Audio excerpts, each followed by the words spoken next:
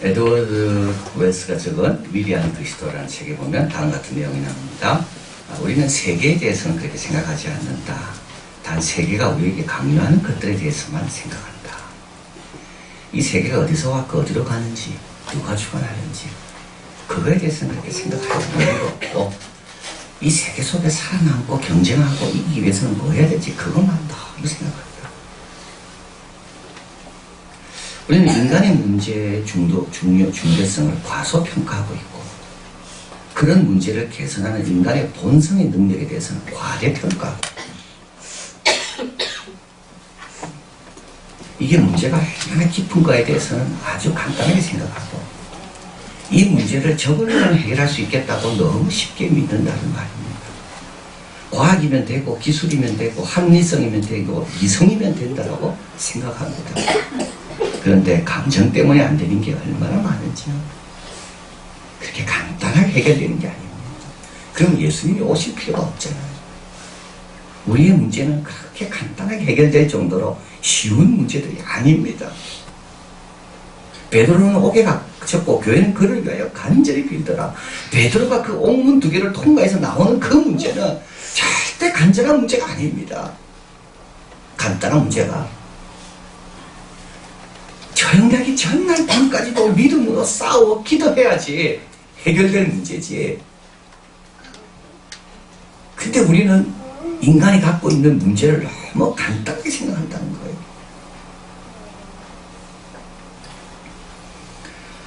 인간이 삶을 바꾸지만 바꾸는 목표가 어디에 있는가? 이 책은 또 이렇게 이야기합니다. 모두 자기 욕망에 보다 근접하도록 바꾸려고 한다.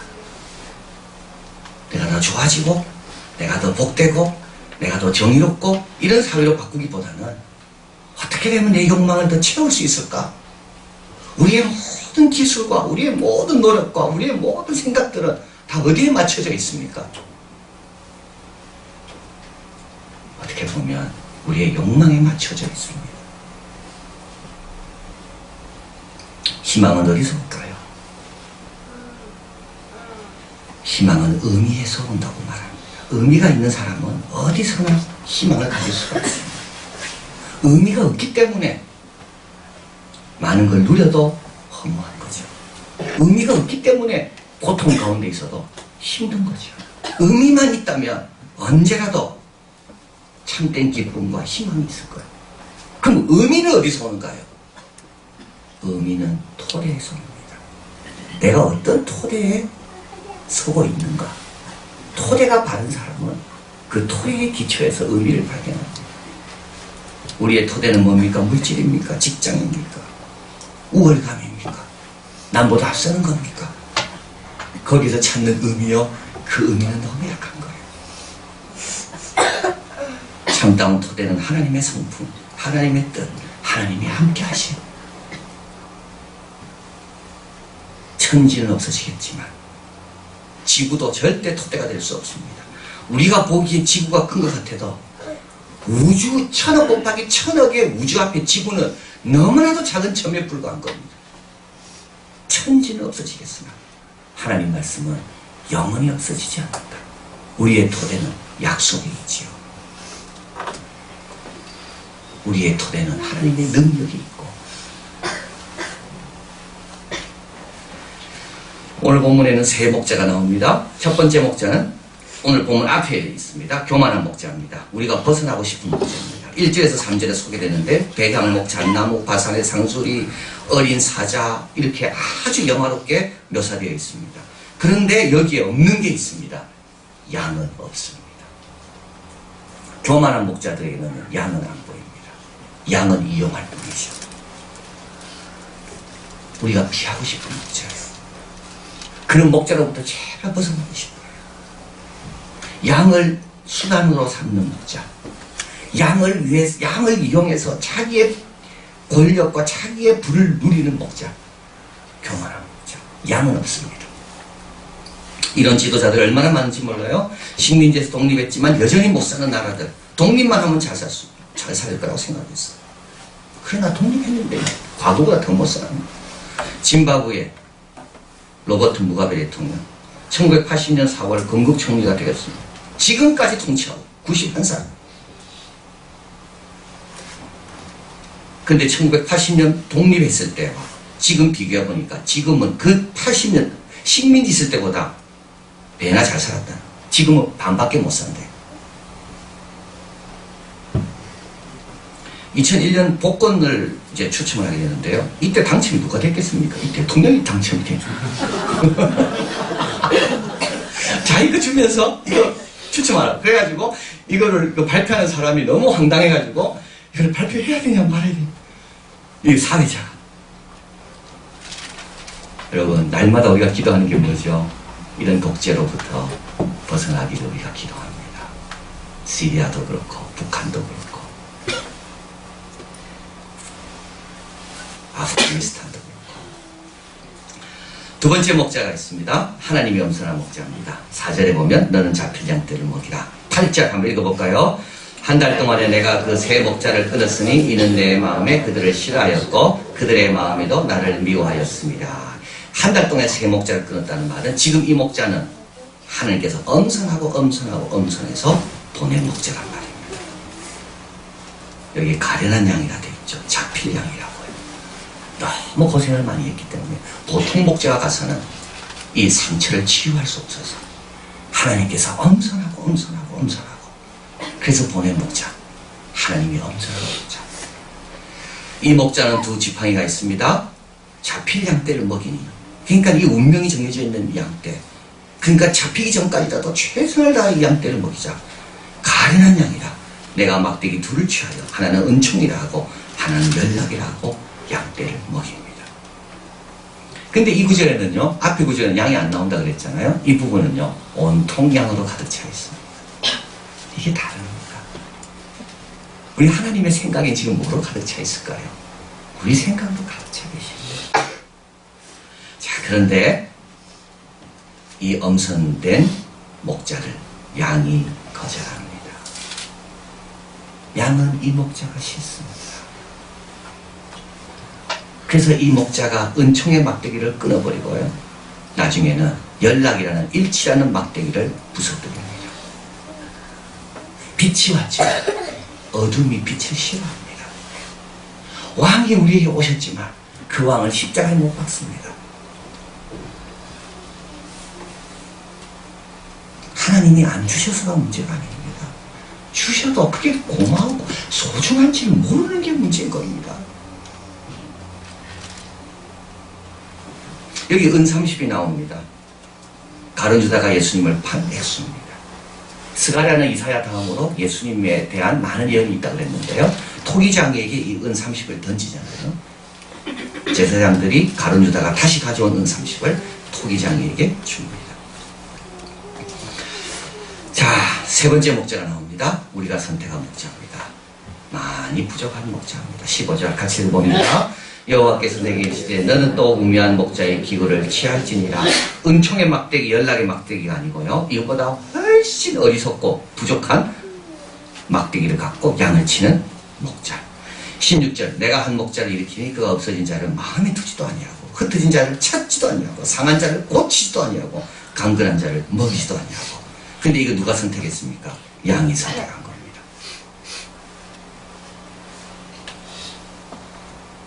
드라빔에 가고 점술가에 가고 환상 보는 자에 가고.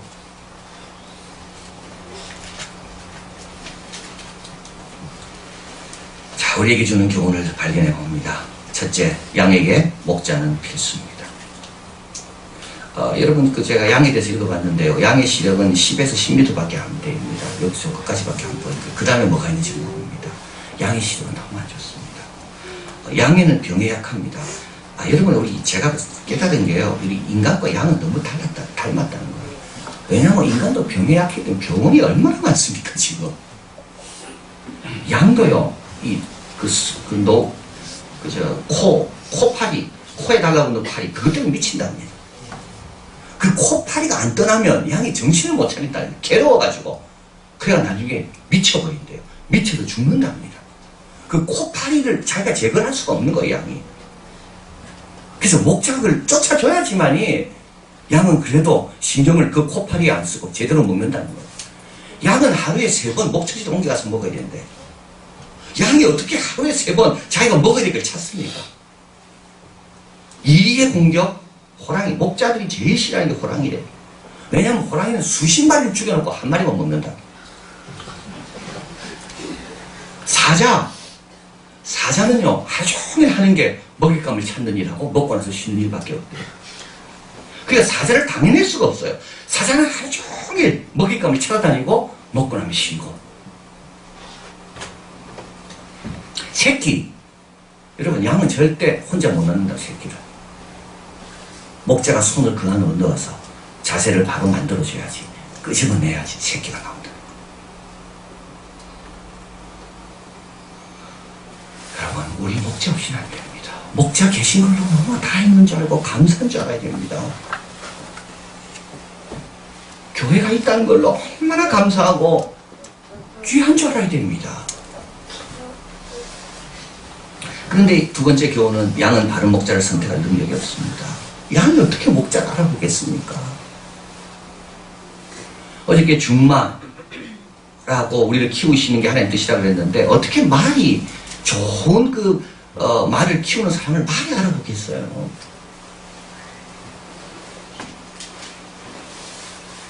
말 키우는 사람이 말을 알아보지.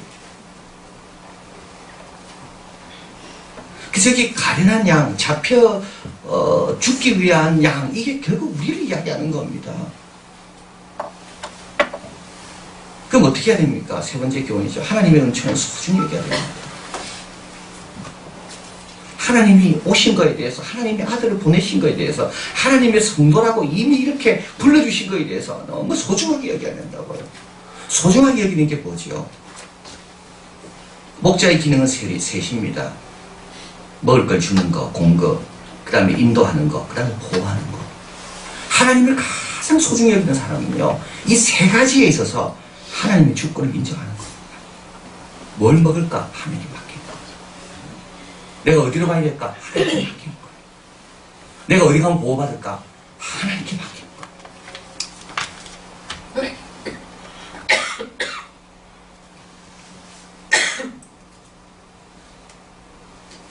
어디 가면 보호받을까? 내가 선택하는 게 아니에요. 어디 가면 먹어야 될지 내가 결정하는 게 아니에요. 거기 가면 아무리 많은 걸 먹는다 할지라도 하나님이 가지 말하면 가지 마는 거예요. 이게 목자를 소중히 여기는 거예요. 뭘 먹고 어디로 가고 내가 어떻게 내 자신을 보호하고 우리 자식을 보호하고 주인으로 따르는 겁니다. 은 30이 아닙니다. 은 30은 노예의 값입니다. 노예는 뭡니까? 내가 편할 때 찾고 부리는 게 노예입니다. 주인은요, 주인이 나를 인도하는 겁니다. 그 다음에 목자를 소개하는 거죠. 선한 목자를 자꾸 소개합니다. 여러분, 이 땅에 양이 몇 마리 있겠습니까? 지구촌에 양이 몇 마리 있겠습니까? 양이 10억이 있다는 거예요. 모두가 다 나름대로 목자는 다 가지고 있습니다. 목자 없는 양은 없다고 했잖아요. 그런데 많은 양은 벗어나고 싶어하는 목자에게 잡혀있고, 어떤 양은 자기가 선택했지만 눈도 없고 팔도 없고 우매한 기구를 갖고 자기를 치는 그런 양 밑에 속해 있는 거예요. 목자 밑에. 우리가 할 일은 뭡니까? 이 목자를 자꾸 소개하는 거예요. 이 목자를 부끄러워하지 않는 거예요. 목자의 마음을 가지고 다른 양들을 어떻게 하든 우리 목자에게 소개할 거죠. 그럴 때 목자가 영광을 받는 거 아니겠습니까? 요한복음에 예수님께서는 나는 선한 목자라는 말씀하면서 나는 목자 이상이라고 말씀합니다. 10장 7절 같이 읽어봅니다. 그러므로 예수께서 다시 이르시되 내가 진실로 진실로 너에게 말하노니 나는 양의 문이라. 목자는요, 아무리 훌륭해도 결국 양 팔라고 키우는 겁니다.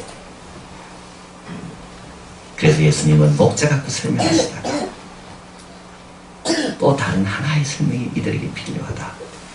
그게 뭐냐? 문이다. 문을 먹으죠.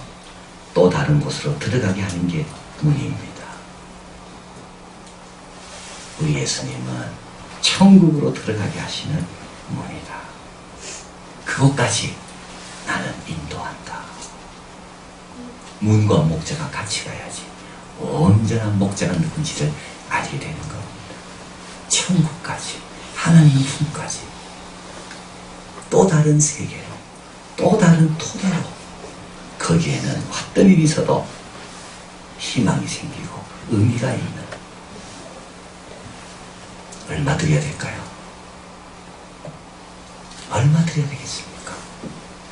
이분이 목자가 되어주시는 것에 대해서 오늘 밤 우리는 자지만 주님은 깨어있는데 우리 대신 나가서 사자와 호랑이와 표범과 싸워주시는 그분에게 얼마를 드려야 될까요? 나는 자고 있는데 그분은 내 아이를 지키고 계시는데, 나는 거기 못 가도 그분은 거기서 내 아이를 지키고 있는데 그분에게 얼마를 드려야 될까요? 성전에 헌금 넣을 때 주님은 보신다고 했습니다. 양이 중요한 게 아닙니다. 가난한 과부가 2랩돈을 넣었어요. 이때 주님께서 생활비 천국입니다. 오늘 감사할 이유는 목자 때문입니다. 오늘 기뻐할 이유는 목자 때문입니다. 오늘 자랑할 이유도 목자 때문이고요. 오늘 희망을 가질 이유도 목자 때문입니다. 기도하겠습니다.